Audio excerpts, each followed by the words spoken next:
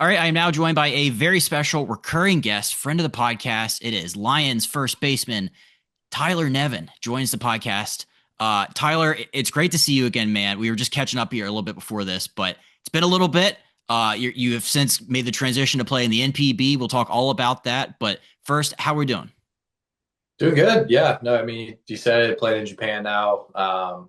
Enjoying my first off season coming back from over there. Feels good to be home. It was a great year. Learned a lot. So it just, the first month of off season is always pretty nice getting back into your home and your home routine, getting ready for the next year. But yeah, no, good to see you too. Thanks, man. So I wanted to start. You had an incredible year in Japan. First of all, congrats on that. I was checking out some of your numbers and your stats and all the accolades that came with that. Coming from Oakland and then making the transition to playing in Japan last year, like how long did it take you to like adjust to that league? And did you ever think that like success would come as quickly as it did? Yeah, no, there was a lot of adjustments early. The way they kind of organized their spring training helped a lot. You play a lot of games in the actual stadiums. There's not as much like spring training site action. It's you're in the real stadiums. So, but yeah, no, it was a big adjustments early on. Just kind of learning pitching philosophies over there. It's pretty different than America. It's way more crafty, I would say. Not to say there's not power pitchers too, but it's much more old fashioned of setting you up, stuff like that. You kind of got to think along with them. And then, yeah, I wouldn't say until like June, July, I kind of felt really solidified as like, okay, I kind of got the flow of things. I've been to every stadium now, nothing's too new. But yeah, it's just there's so the whole operation, hotel setups, BP times, like it's all different. So it's just getting used to that. And once that happened, it kind of just felt like baseball again. Nice. I was telling you before this, but like I know a little bit about the Lions, having done a pod with Brian O'Grady, who was there a couple years ago. And he was telling me just like, do you guys travel? You don't charter flights, right? Or are you traveling, taking the train with like regular everyday people? Yeah, they're public trains, public flights. We're in a pretty nice cabin. We're first class, or we're in like the really nice bullet train seats, which are incredible. Such a cool experience, like doing that.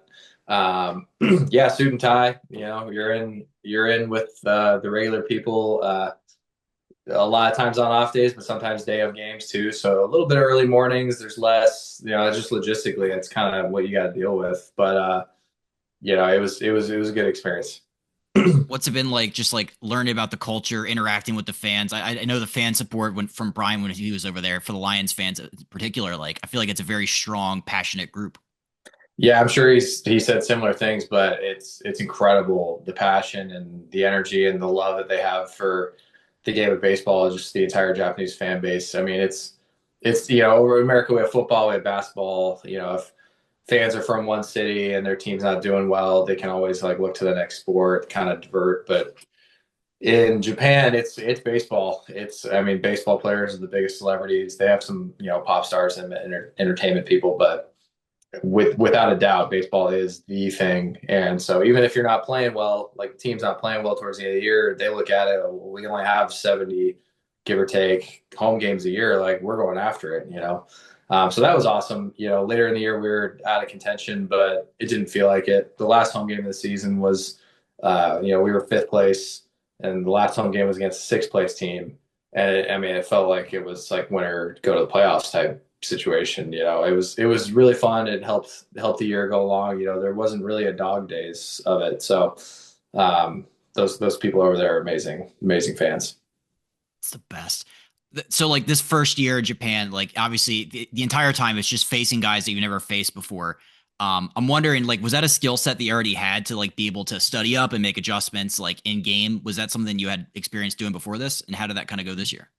Yeah, definitely. I mean, never facing any of the pitchers really. There was a couple American guys that I faced throughout the year that I had one at bat maybe 3, 4 years ago. But no, that was helpful in spring training. I felt like, okay, I'm really going to use this opportunity because I knew I was probably going to make the opening day roster, which wasn't a luxury of mine the last 4 years in spring training in America, where it's from day one, I'm trying to make a team. over there was a little bit better sense of security of I can kind of take these reps to actually get ready for the season. I don't have to show up like already full go. So I just try to see as many pitches as possible. Really try to focus. It's spring training, so it's not the same attack plan, but really try to focus on, okay, they mix in and out a lot. Like in America, a lot of guys just live on one side of the plate. Um, you know, when to take your spots, take your big swings, and when to realize like they're just nibbling. So that spring training was super helpful. And then, but yeah, season starts and it kind of starts all over again. You face new pitchers again, and just kind of got to grind through it and try to stay level headed. You mentioned that like I think you took it to like the middle part of the season to you really started to get into that groove. Was that around the time that you also like inked a new extension with the team? I believe that was middle of May, towards the end of May, where we finally got the ink on the June, where we got the ink on the paper. I had a good May, and they came after to kind of see what my interests were. A lot of guys go over to Japan to just kind of springboard back to the major leagues. I didn't really have too many expectations. I was kind of just trying to be where I was and make the best out of the year that was in front of me. Um, and like getting 2 years guaranteed of knowing where I'm going to be is not something I'd grown accustomed to in America at all. Just for the last 4 years, kind of leaving the season, not really sure what the next year is going to look like. So that was super appealing. Um, and yeah, no, they came middle end of June, and it was kind of something that once we got into it, it kind of felt like a no brainer. Yeah, it's like I feel like a lot of times when American guys go to play in Japan, it is that like 1 year, like if it works out great, then they're coming right back over here and getting like an affiliated ball contract or back to the majors. Like, yeah, when I saw like 2 years, and obviously you just talked about like having that like stability and security. When was the last time you really felt like, or even just had like a year in a spot throughout the entire course of a year? Yeah, Double A 2019 was the last time I was on one team the whole year, and so 2020 we had, I guess, technically on the same team, but it was just taxi squad and alternate site games and stuff like that. Actually, I got traded that year, so never mind. But no, 21, like up and down, 21 to 24. I wasn't either in AAA all year or in the big leagues all year. There was some shuttle, so it was nice. I mean, I was playing one position. I loved my ability to be a utility in America. Play some outfield, third, first. But I was the everyday first baseman. Yeah, there was some comfortability and just, okay, I got to focus on this. I'm going to play this tomorrow and the next day and the next day after that. And so I got one thing to focus on. I know I'm going to be here for the next 2 years. So that was all very appealing. So kind of took with that and run with it. And once I signed the deal, I just felt super free to kind of just play, not with no worries or no expectations, but you take a little bit of exhale when you got some securities. And I definitely became a better player because of that. Was able to make some more adjustments. Yeah, I mean that's just been like a common theme I've talked with guys on this podcast about. It's just like when they have the option and they have the ability to just like, okay, you're playing first every day, you're hitting cleanup, you're gonna be here for a little bit. Just that like stability and just that knowing that like, I mean, mentally you must have just been in such a much better place after that and having all those things be laid out. Yeah, for sure. And listen, you're never guaranteed anything. Just because you sign something doesn't mean it's just handed to you. So there's an element of earning it every day. Yeah. But the 0 for 4 stings a little bit less when you're not worried about getting sent to AAA the next day because of that 0 for 4. You know what I mean? So it for sure when you can kind of take that moment to exhale, like the outside factors aren't as relevant, and you can kind of just play the game. That I think that frees anybody up. At this point in your career, parts of 4 years in the bigs, minor league, you just talked about the up and the down. Now you've been in Japan, have a couple more years in front of you. What kind of things do you value? Like obviously stability and security is one of them, but like what else kind of plays into what you're thinking about and how has that kind of evolved over time? Yeah, no, good question. It's hard to put into words, like at least for me, how we talked about comfortability, but even in Japan where I didn't speak the language, for outside of three other guys, the four other foreign players, just being around the same environment all the time is hard to really calculate in terms of value. Even the coaches. Again, I don't speak Japanese. I learned a little bit, picked up a little bit, and they tried with the English, but just the familiar faces, the familiar environments. That's definitely something I value. Just the sense of comfortability. Imagine any other worker in America. You're just, oh, I'm in this office today. Oh, I'm in that office. Completely different new people. I'm trying to do the same job. I'm okay. They have different schedules. All right, let's work around that. It's just a lot of clutter, and then that mental that takes you away from the game. And when there's a lot more consistencies, at least for me, that just frees you up and makes it that much easier to focus on the actual physical game you're supposed to play that night. Yeah, that's a big external factor is like the language barrier. Just like having to go through a translator and not really knowing, like you have to have somebody with you to like talk to your hitting Yeah, coach. Like that having that factor, but also still having like the stability. That's an interesting kind of mix that you have every single day over there. yeah. Just the more consistency, the better. I think that's probably not just me. I think a lot of Yeah. people would agree with that too. So definitely value that. Anytime you can get that, that's good. I want to go back and talk a little bit about your time in the major leagues for a second. You've had the opportunity to play with some guys that have kind of gone through some similar experiences. I think to Brent Rooker, who kind of did a similar kind of career path. Ryan O'Hearn, I think you play with him a little bit in 24 with the O's when you're back there for Yeah. spring.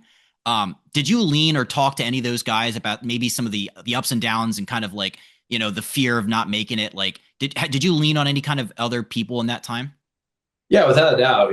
Like you mentioned Rook. Yeah, definitely for sure. I got pretty close with him throughout the year, and I knew he knew what I was going through, and I'd love to see him come out the other side and make his basically his money in the big leagues, and turn himself into an everyday powerful, like dangerous bat. Because first round pick, like it was in there the whole time. Everybody kind of knew it, and that's the case with a lot of guys. Is it's in there. Can they get it out?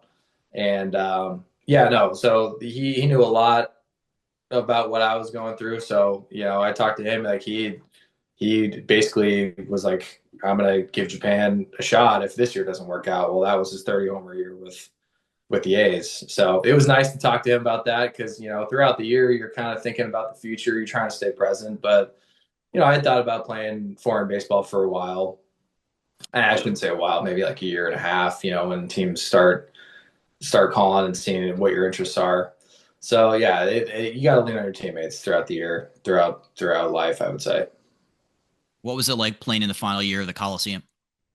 That was incredible. I mean, I had a great time playing there. The fans, the ones that were there, that I didn't have too much. I had a good start. I didn't have too much success after that, and it was still nothing but positives. You got to walk through the fans kind of to get to the dugout down there behind home plate. Everything kind of funnels back behind home plate up the stairs.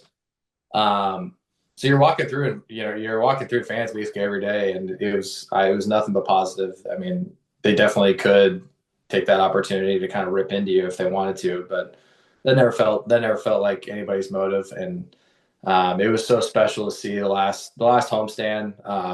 Even when we played the Giants in the middle of the year, it was there's certain games they kind of took back their boycott, like, oh, this one means a little different, Yeah. the Bay Series.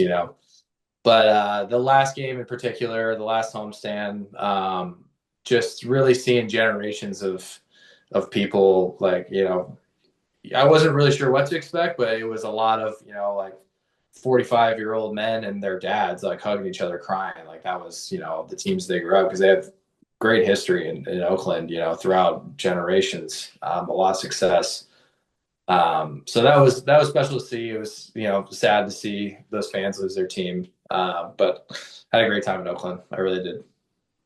The uniform is just one of the best in baseball too. Did you feel like with the white cleats too? I feel like that's just that really the whole thing Yeah, is their incredible. their white seems a little wider. I don't know what it is, but play a lot of day games over there too. It just feels it's a great park. I really enjoyed it. Sunlight everywhere. beautiful surface, beautiful grass. The grounds crew is amazing. More grass than anybody's got to deal with too, with all the foul ground. Um, but yeah, no, it was a very, it's, I mean, they still got the same uniforms, clean look. Did you buy any of like the jerseys to take home with you? They always let you take a jersey. Yeah, I got some. They call it Coliseum dirt. I keep it at home. I think I was hit a little bit more than I thought I would be. Honestly, I love baseball. I love the history of baseball, and I know it. I could feel what it meant for those fans. And so yeah, I took a little water bottle of dirt back. Um, but yeah, I'll keep that around for a while. It's the best. I wanted to talk about your teammate in Japan this past year, Imai. I'm gonna butcher his first name, so I'm just Close, gonna go yeah. last name with it. He's the next Japanese pitcher. He's like in the process of being posted right now to come over to America. I've been reading about him. Like his arsenal has fascinated me. Power fastball, great slider, workhorse. First of all, like what was it like playing behind him this year, and what do you like about his game? Yeah, he's got easily some of the best stuff that. I mean, I never faced him, but just lighting up the radar gun, wipeout, strikeout type stuff. So I'm really happy for him to get this opportunity. I'm excited to see where he's going. But yeah, no, he's incredibly tough on righties. He has a really deceptive delivery. Um, and wipeout slider, like you said. But I mean, he's always learning. Like he's always out there, messing with pitches. He went through a couple different splitters and changeups throughout the year. I think he found one that he really liked towards the end, and another teammate, the other American on my team, Trey Wingenter. He's in the bullpen all. He's bullpen pitcher. He's in the bullpen all game. They love the slow mo camera in Japan. Like basically any pitch that there's some time in between, they love showing the grips, stuff like that. And he's more of a, as in Trey, he's more of a like an A. He knows like the pitch design stuff, and he would come. And he's like, dude, this is gonna be crazy. Like this pitch is gonna be wipeouts. He was getting really excited. But I mean, other than that, just watching him, he has a presence to him. He super competitive. He loves punch people out. So I'm happy for him the opportunity. We're gonna miss him, and I'm excited to see where he goes. That's awesome. How common is fastball slider as like the two primary pitches for a Japanese pitcher? I always feel like you hear about guys throwing the splitter and all these different like fork Yeah. balls, but like what is it about like a fastball slider that makes his so good? I think he has a very, like I said, the delivery, but he has a very low release. I want to say, like he gets down the mound, and he kind of has this like low slot, kind of like that upshoot ride. I don't really know his metrics, I gotta say, but not many guys get on top of it. There's a lot of fly balls, there's a lot of foul balls, um, and so yeah, I mean, other than that, I don't have too much insight Yeah. on his actual pitches, but it just doesn't seem very comfortable. What's so like was there we talked about adjustments from the major leagues to playing in Japan. The pitchers arsenals that you're having to face over there, was it drastically different than what you had seen over here? Yes and no. The ball is different. They have bigger seams. They have less bald spot on the ball, so it's more of a college ball.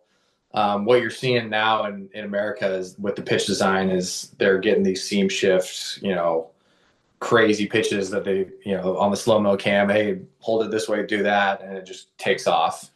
And I learned this throughout the year. That's actually because the bald spots are bigger. So, I coming up, you're always like, oh, you want to catch the seams as much as you can, and no, they've figured out it's actually the opposite. You want the bald spots of the ball to like hit the wind a certain way to really get going. So the sweepers aren't as prevalent over there because of that effect. But they have tons of carry. Basically, every pitcher, I would average about on their four seam fastball about 20 inches of carry. Um, Usually more overhand curveballs and the split. And the split is as soon as their hands are big enough over there, everybody starts throwing one. What I learned is there's different kinds of splits. There's basically like the Yamamoto one that's a little harder and kind of darts. There's the split, kind of like I would say Otani that I mean he throws 100, so it's always going to be hard, but it kind of just goes straight down and spins a little bit. And then there's the full blown fork, which is like the tumbling Roki Sasaki one, which is like a knuckleball that just drops at the end. And so it was like they had all these different names, like, oh, that's a shuto, oh, that's a split, oh, that's a fork. And it was like, okay, I thought there was just one splitter. But that was that was the biggest job adjustment, is realizing, okay, he's got a splitter, everybody has a splitter. What kind of splitter does he have? I thought that was pretty interesting. How did you fare versus the 30 different kinds of splitters? Yeah, probably not great. I mean, it's not a very successful pitch. I mean, the best way to hit a splitter is to hit the fastball before it, I would say. Um, you do your best, but I mean, you got to stay stubborn over there because they have such a good feel with that. It's always a low strike percentage pitch, so just like it is in America, but it just looks so good, and then it's gone. So you got to stay a lot more locked in on your sights and stuff like that to avoid the chase. Yeah, well, I was every year I read an article like MLB.com will be like, "This is the year of the splitter. They're throwing more splitters." And the World Series was like Gosman and Oh Yamamoto, and yeah, I everybody's mean, throwing a splitter now. and I mean, I'm not a pitcher, but it kind of seems that like, I mean, I don't know. It feels like it might be the easiest pitch to learn. You just grip it and you throw it. Guys, there's not a lot to it, and it kind of just the way it falls out, and you kind of learn how to manipulate it. But I'm joking around with the guys at my workout facility. There's a group of baseball players, half us pitchers, half us position players, and I've been messing with them like, hey, did you guys throw 5 splitters today? Everybody should learn on those. This is a good pitch. Be a great pitching coach. 5 every day. Just get a feel for it. See what you got. Yeah, no, it's just it's a unicorn pitch. It spins weird. And so, it's hard to know where it's going to go. Half the pitchers don't know where their splitter's going. They just throw it to the middle and let it work. Yeah. So, I think every pitcher should probably try to learn one. It does seem like it, yeah. Yeah. All right, I had some last questions for you. This postseason in particular, I feel like sends from third to home always get magnified. Should they have gone? Should they have held up? I'm wondering if you've ever been a part of any kind of like awkward, weird sends, at what point in that process of like rounding third and going to home do you get like gassed up because if you're like, oh heck yeah, I just see the guy's arm going, or are you like, I'm gonna be out by a mile? I mean, you're always running as hard as you can. It makes a third base coach's job so much harder if they're not really sure what you're given. Um, but no, it's just the philosophy. I mean, those throws, if you've ever played outfield, any outfielder knows like that's a hard throw to make. I think there was probably just a lot of recency bias with the people that play outfield for the 2 World Series teams this year. Like there were some really good arms in the outfield, very accurate arms, guys known for their throwing. And so, you're kind of looking at it, it's a percentage play. Like, what are the odds that, with 2 outs, we get a hit? Because basically, if we're running on third, you need a hit. You know what I mean? So if Glasnow's up there in the shadows, it's like, all right, well, everybody's hitting 200. Do you think we have a better than 20% chance that we're going to score from this throw? Like, what are the odds it's a foot up the line or a foot up the other line?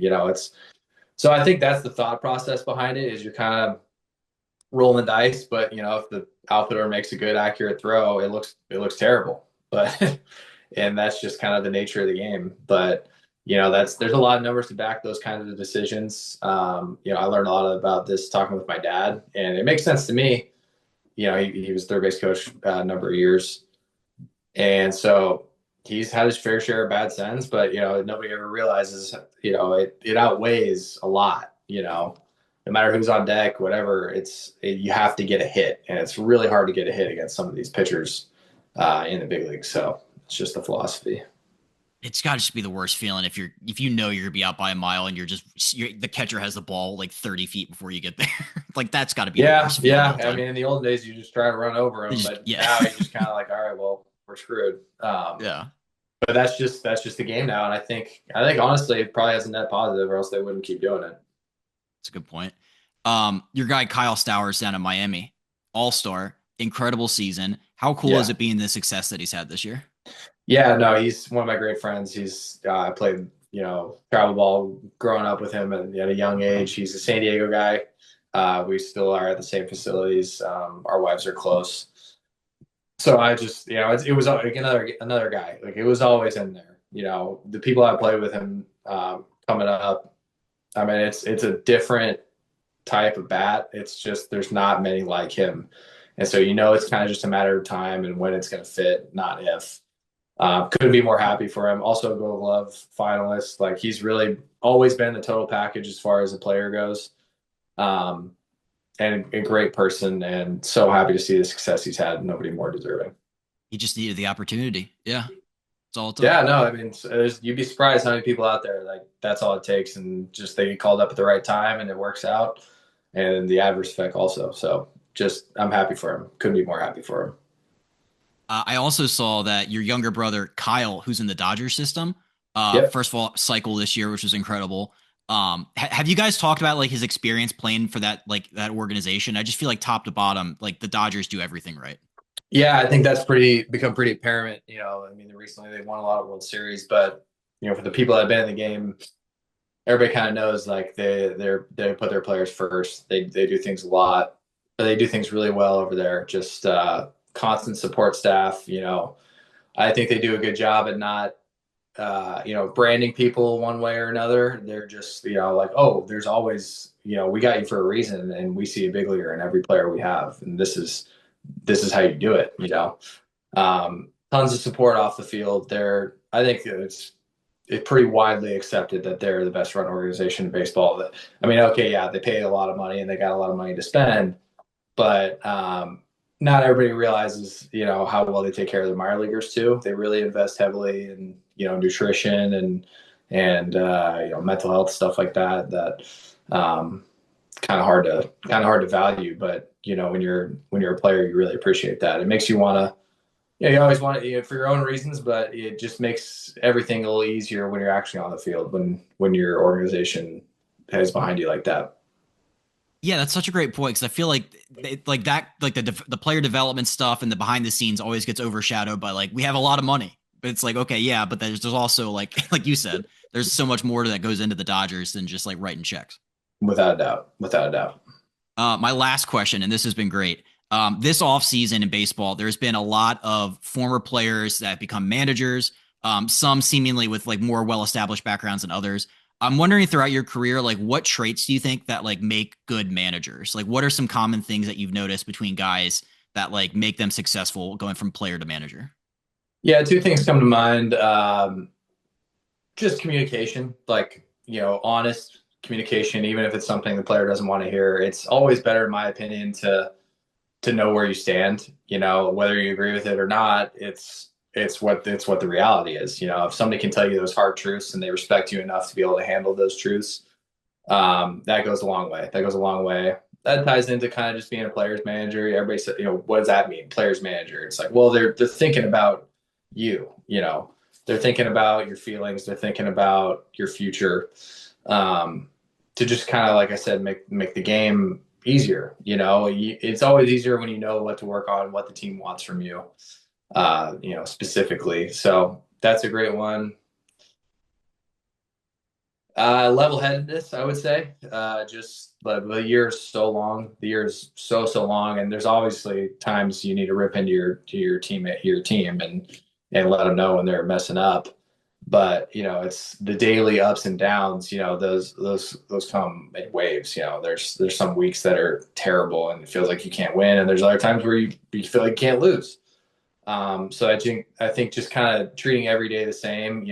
Every day is going to be different, but if we approach it pretty similarly, I think that's a good way to spend the year. I think that is Have you played with guys that give off future manager vibes?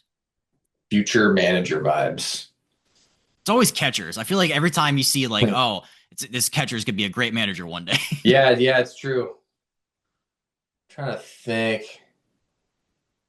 It's always just the guys that love the game, and you can tell, like, obviously they're physically gifted, but mentally they're locked in on the ins and outs. They're not just up there, being physical and reacting.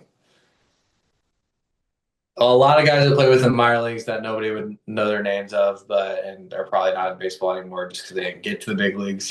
But no, it's always those guys, that can tell just every day they generally love coming to the park, even if it's 100 degrees and humid and nobody cares. We're still doing pretty well. It's the best.